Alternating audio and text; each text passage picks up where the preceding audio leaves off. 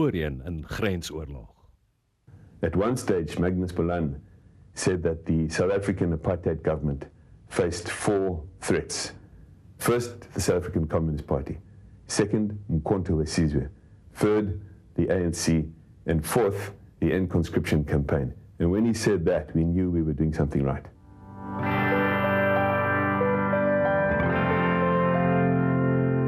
Het is dikwels van een unpopular war. Die grensoorlog was een unpopular war. Mens kan ook een argument uitmaken, het was eindelijk een baie gewilde oorlog geweest. Het is eerst in die 80e jaren, toen die Weermacht betrokken geraakt het in die townships, dat er al hoe meer vragen gevraagd is oor wat is die functie van die Suid-Afrikaanse Weermacht en al hoe meer kritische vragen oor apartheid en die verband daarmee in die Weermacht. Weerstand teen diensplig het baie stadig stoom opgebou in Suid-Afrika. Brett Merdell was een van die stigters van die End Conscription campaign. Hulle grootste probleem was die uiters streng perke van die wet. Back in 1982, the Black Sash held a conference in Grahamstown where they issued a statement calling on the state to end conscription. We realized in a late night discussion in the graveyard of Grahamstown, one could not say, do not obey your call up, but one could say to the state, do not call people up. And so it turned the tables completely. It was then a call that escaped the law, and that became the basis for the End Conscription campaign. Engels sprekers het baie breër verwysingsraamwerk gehad en in daardie stadium in die 70er en die 80er jare. Die Engelse pers was deurgaans krities geweest oor die nasionale party, terwyl die Afrikaanse pers die Weermacht heeltemal ondersteun. Die algemene verbintenis van die Engelssprekende gemeenskap tot die onderhoud en ondersteuning vir al sy morele grondslae was nie op dieselfde pyl as die Afrikaanssprekende gemeenskap. Dit was 'n boerestaat as jy wil. Soldaat wees was op 'n manier deel van Afrikaner identiteit. Diensplig was bekend sedert die Anglo-Boereoorlog, toe Afrikaners ironies genoeg van die eerste vryheidsvegters in Afrika was. Elke burgerlike, manlike burger bo 18 was, dit was nie formele diensplig dat hulle moes gaan kampe doen elke jaar of formeel opgeroep is elke jaar nie. Maar as 'n oorlog uitbreek, dan kan jy sê dit was 'n formele conscriptie geweest of formele diensplig. Die hele commandostelsel en die boere-weermachtstelsel van elke boer is eintlik ook 'n vegter. Daardie idee het vir lank voortgeleef tot relatief onlangs toe in die Suid-Afrikaanse kruisgeskiedenis. Die groot meerderheid Afrikaners het dus die NP-regering van die 70s en 80s gesteun. Maar selfs onder Engelssprekendes het slegs 'n handjievol geweier om weermag toe te gaan. So hulle was so 'n tussengroepering as jy wil, wat nie danig ernstig was as 'n steungroep vir die louwarm vir die regime nie, maar ook nie danig beskikbaar om gemobiliseer te word teen die regime deur die uitdaging wat gekom het van die ANC, die UDF en alle sogenaamde bevrydingselemente in die politieke landskap nie. Hoekom was daar so min weieraars? You know, it is a good question because any young South African at that time could have opened their eyes. They could have seen what the police were doing in the townships. So the argument that one didn't know, was it valid? The question was, did one bother? And the reason I bothered, I believe, was because of my mother. My mother had a strong understanding of what is right and wrong. Dion Opperman verstaan presies hoekom so min jong mans daardie keuse gemaak het. Because jy moet afkak as jy nie wil gaan nie, of jy moet die land verlaat. En dis hoekom 'n mens nie te arrogant kan wees nie, want ek sukkel om morele oordeel te vel oor mense of oor enige iemand, want ek persoonlik voel dat ek was in 'n baie morele gecompromised posisie gewees op baie grens. Ek het nie gesuffer vir my principles. My ervaring is dat die groter meerderheid mense 'n ongelooflike hel en morele konflik sal verduur voordat hulle eintlik oorgaan tot I'd rather die than do this. Die wil tot lewe is enorm in mense. So, I have compromised myself there. Hy het in 1980 begin diensplig doen. en 5 maande op die grens deurgebring. Maar my eerste ervaring toe waar ek toe gesien het tot watter vlak van dekadensie die Afrikaner politici in die kerk geval het, was toe ek vir die eerste keer op die grens was en ons was by 'n plek met die naam Ogongo en daar was hierdie in die middel van die groot basis, maar met sandwalbasis, 'n sandwalbasis gewees. Het hulle hierdie enclosure gehad met jy weet doringdraad, maar met sak in verweef in die doringdraad, maar hoog, seker so 15, 12 voet hoog. Waar sodat jy nie kon insien nie. En in hierdie enclosure het hulle hierdie gat gehad. Hy was seker so 10, 11 voet diep. En hy was uitgevoer gewees met Bedford tires, die rubber tire, so op mekaar, al die pad op tot grondvlak toe. So die sand kon nie inval in die gat nie, hy so diep gat so tot onder. En dan het hulle so igloo van sandsakke om hom gehad, sy mond, en dan bo in 'n val deur, so, jy weet, so 'n trapdoor. En ons stap toe na die igloo toe en hierdie Engelse intelligence kaptein sê, come let me show you something really cool here, sê hy.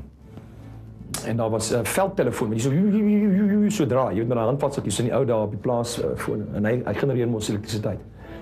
En daai draadjie gaan so in die gat, en daaronder in die gat was daar hierdie, is daar 'n vyandsoldaat gewees, kaal, met hierdie telefoondrade, met hierdie elektriese drade om sy vingers, maar die ou sê, you know, these actually too fucking stupid to know that they can just take it off. He thinks if he takes it off, he'll die, so he leaves it on. But now we've trained him. So dan skokkel hom so, en dan kom hy op. Toe kom toe na so 'n hele rukkie, hy klim toe soos 'n aap net in die kante van die rubber se binnekant so op, so jy weet, so binne. En toe kom die ou uit die gat uit so, maar jy kan sien daar's absoluut niks wat aangaan daar nie. Sy gat is rou geslaan met 'n rottang. En hierdie Engelse kaptein sê, you see, we take their soul out and then we put a new one in. Nou ja, ek het probleme gehad met hierdie, toe gaan ek na die kapelaan toe, wat in die basis is. Dan was my regtig problematies, want ek sê te vir die major, this is not the Geneva Convention, this is a prisoner of war, he should be in a prison camp and be kept there until the end of his war. Maar ja, nee, kak man, hy weet waar al die guns is, so ons moet hom kry, anders gaan ons ouens dood. Toe gaan ek na die dominee toe, en ek sê vir die dominee, van wat ek gesien het, en die dominee se tent, by the way, is maar net 20 meter weg van hierdie einste enclosure, anyway, okay, die kapelaan van die basis. En die kapelaan sê vir my, jy moet ophou vra, jong man. Jy doen wat jy gestuur is om te doen. En moenie moeilik maak nie. Gaan jy nou uit, vat jou geweer, en gaan dien jou God. En op daai oomblik het ek nooit weer in God geglo nie. Ever again. I decided that dis net boosheid, kak. Maar nou het jy 'n keuse, of jy probeer 'n kak veroorsaak en jy gaan DB toe en jy word opgefok, of jy gaan maar aan. En ek het aangegaan.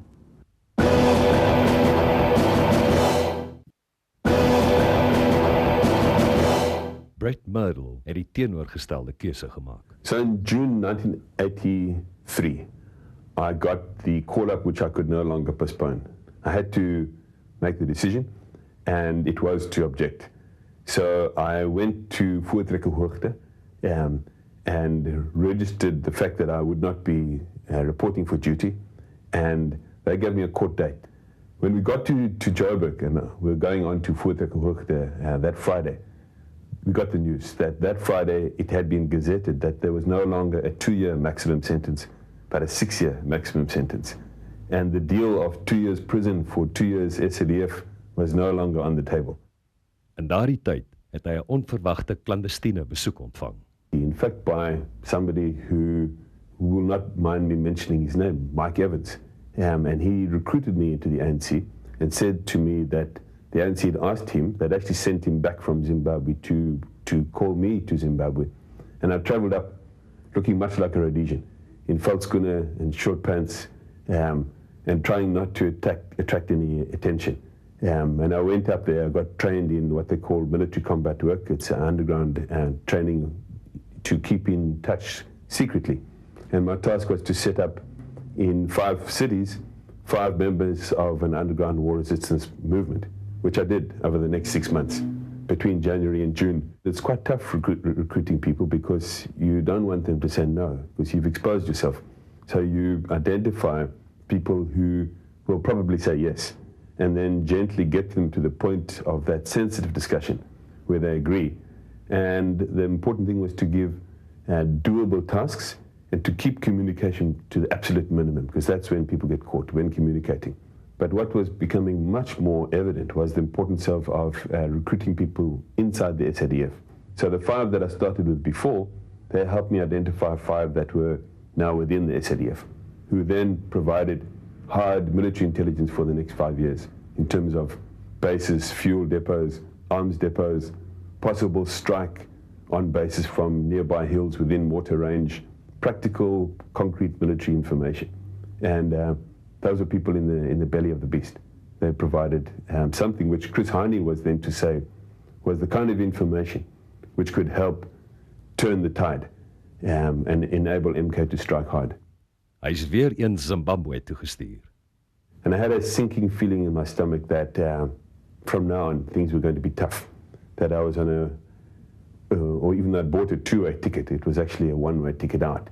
And when I went outside, I linked up with the structures that had already trained me. And they put to me a simple question.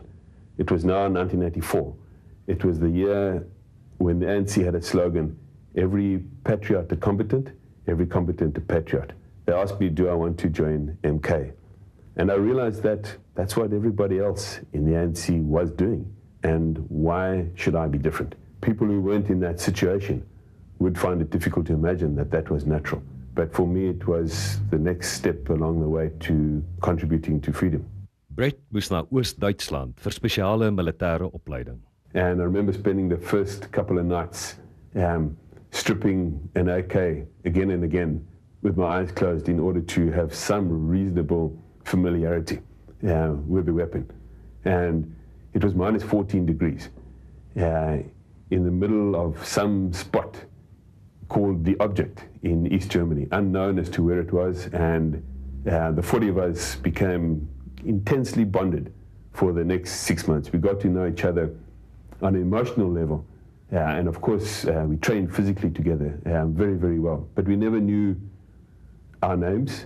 Everything was by code, and I still today don't know what happened to the vast majority of those comrades of mine.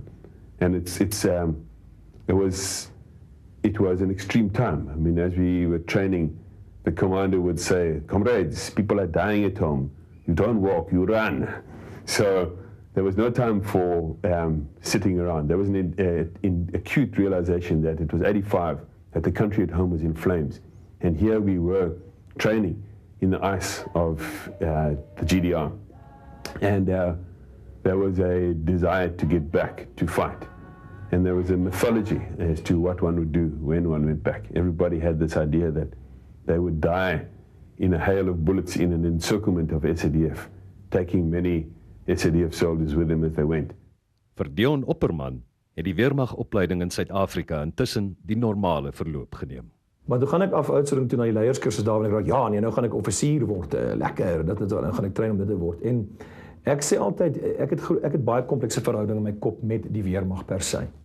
Nadat hy sy meer verloor het met 'n sersant, was hy baie skielik nie meer op pad om offisier te word nie.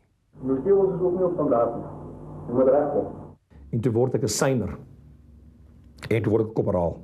En ek word toe die majoor se seiner / fucking doen enigiets wat ek sê persoon.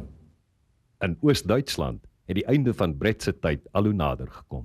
I remember one night towards the end of the 6 months, I had this terrible nightmare. Essentially, I dreamt I was back in the country and living secretly and preparing underground communication. And the rain dripped in through the window on my shoulder. And I put my hand to my shoulder and saw it was blood. And I looked up to where my bunk bed was, and I went to see the source. And I saw my body in the bed with a bayonet in the back. And I knew then, I woke up in a sweat, that I was in the killing business. I was being trained to kill. Either I was going to kill somebody or I would be killed. Dion se realiteit was dikwels ewig gruisam. By geleentheid het hulle in die bos op 'n groep insypelaars afgekom. As syner het hy die ruitverwysing deurgegee na die basis. Kort daarna was die helikopters daar. En die choppers, gunships, hulle het mos twee wat so uitsteek so. Kom in en hulle sirkels en ek hoor jy sê die Engelse wat die kander is weer Engels snaaks nog. En hy sê, hy sê, there we go. I see 6 of them. 1, 2, yeah, 6 say. Hy sê, okay. En nou hoor die boek aan ons so nou lê ek op die grond en kyk na die chopper so. En hy raai ding so en hy sê maak hy so en die chopper maak so. Hy sê that's 2. That's 3. That's 4. That's 5. Hy tel hulle so baie stil. Hy sê I'll shoot the 6th one's leg off so we can ask him something. Shoot hom so. En hulle net begin wegbeweeg, toe sê die ander chopper, hey, I see 4 more. Okay, sê die Engelse ou. Hy sê, okay, well, let me take this one out. En hy skiet die ene wie se bene nou afgeskiet het. En hulle oor soontoe en weer, is 1, chopper, skiet hulle in die 4, en die 10de ene, sy been skiet hy toe af. En dan gaat hulle weg, as gunshot. Dan kom 'n groot chopper in, om die Puma, of hier is, ek dink daai is Alouettes gewees, as ek reg onthou, maar Puma groter dan, hier lê die ou nou met sy been afgeskiet, maar hy is obviously in 'n toestand van skok anyway, want sy been is weer by die knie afgeskiet. En hy stap na hom toe, en hy sê, hy vat sy voet, en hy skop hom in sy afbeen, waar sy been af is, en hy skop hom so, maar die ou is in sulke skok, ek dink nie, hy het eers iets gevoel nie, want jy weet jou, adrenalien skop jy mos totaal in 'n ander toestand in. En hy buk so oor hom, en hy maak 'n gwel, hy maak so, en hy laat die gwel so uit sy mond so val, op die ou se gesig so, en ek onthou nog daai ding soos 'n slak, oor sy gesig geloop het so, op sy swart vel, en hy sê vir hom, ja, jy wil met die boer lol jou, ek nou. So we chuck them all onto the chopper, en toe vat hulle weg, toe loop ons verder. En jy weet, I don't know what to make of that. Die moeilikste is dat jy niks doen, jy sien. Maar wat kan jy doen? Jy kan iets doen, maar jy sal waarskynlik of geskiet word deur jou eie mense, of jy sal sekerlik opgefok word in 'n DB vir die volgende 5 jaar. And besides which, jy weet, ek was 17 en 18 jaar oud. Ek het 18 geword my tweede jaar in die army. Jy weet, nee, my eerste jaar. Ek was 17 toe ek ingegaan het. So ek het 18 geword in my eerste jaar in die army. En 19 in my tweede jaar. So ons is kinders. We little boys. En so het dit nou maar aangegaan, jy weet.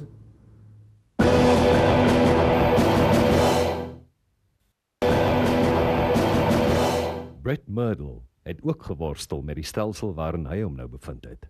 No, we were comrades, and one of the guys there, Manyanyate, we got to know each other really, really well. He was caught smoking dagga, which is a huge offense, especially because you're breaking security.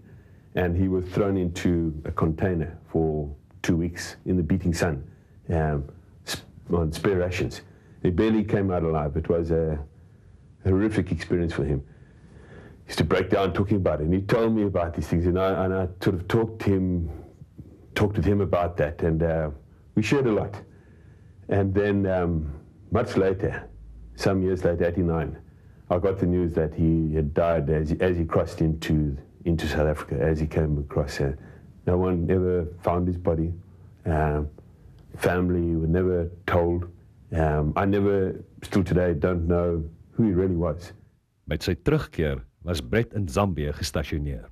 And one night, 3 in the morning, I was woken up by commanders and told to go to Cape Town and place a bomb in Cape Town Station.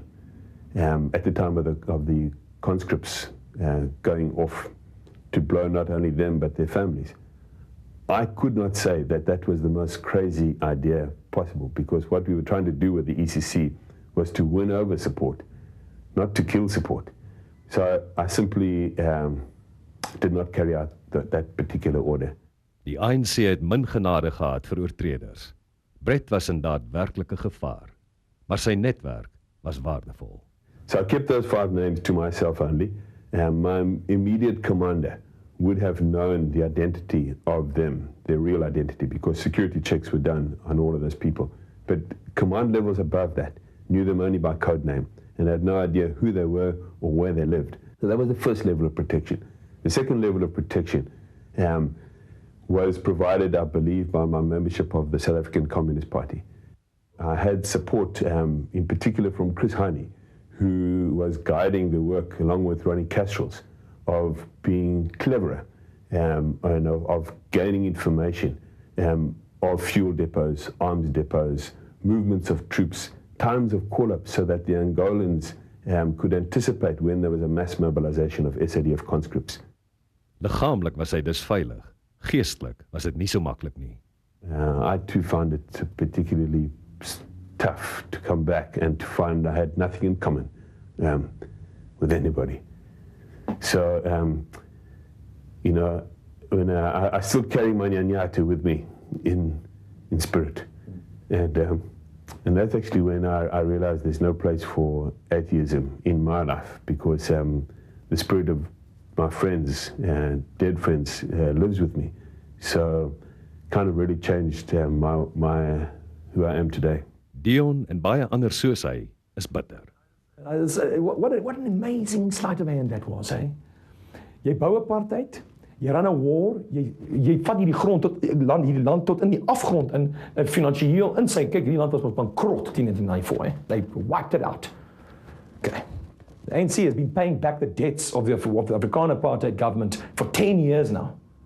All right. To fund that war. En dan kry jy 'n Nobelprys vir vrede maak vir almal. En julle gaan bly op julle groot plase wat julle gekoop het in apartheid en alles is fyn. En al die ma's wat hulle seuns verloor het, hey, we want to discuss that. En die ons het 'n bikini reg in hulle koppe is nie, walking wounded everywhere and dead ones. You know,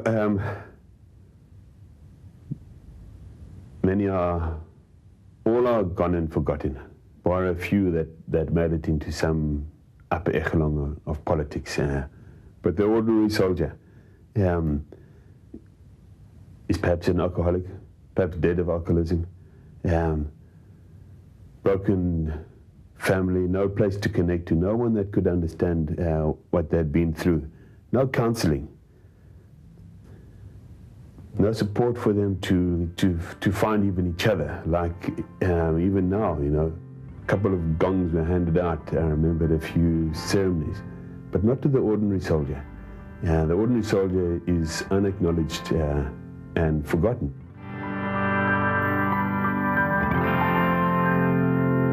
Stadig begin jy besef, jy het baie duur betaal.